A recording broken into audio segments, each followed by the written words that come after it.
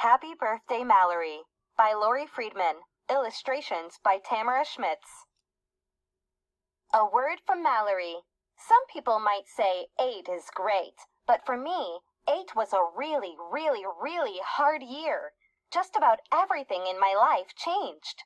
First, I had to move to a new town and leave behind my best friend, Marianne. Then I had to go to a new school, and to top things off, my big brother Max got a dog, even though we already had a cat, my cat, Cheeseburger.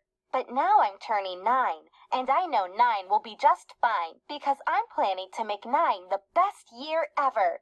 And to kick it off, I'm planning the best ever celebration.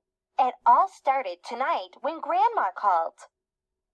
I can't believe that in 1 month my little honeybee will be 9 years old. That's so exciting. I bet you can hardly wait. And when Grandma said the part about me being hardly able to wait, I started thinking, maybe I shouldn't wait. Maybe I should start celebrating right away. The more I thought about it, the more I liked the idea. So I made a decision. Starting tomorrow, I'm going to start celebrating. For my 9th birthday, I'm not going to just celebrate my birthday. I'm going to celebrate my birth month. And that's when I realized I'd better get busy.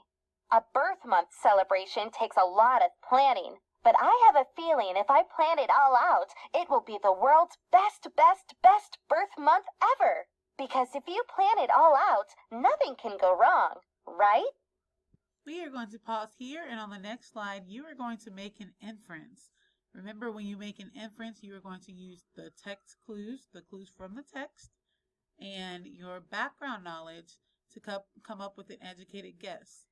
So you're going to make an inference about what could possibly go wrong with her birth month celebration.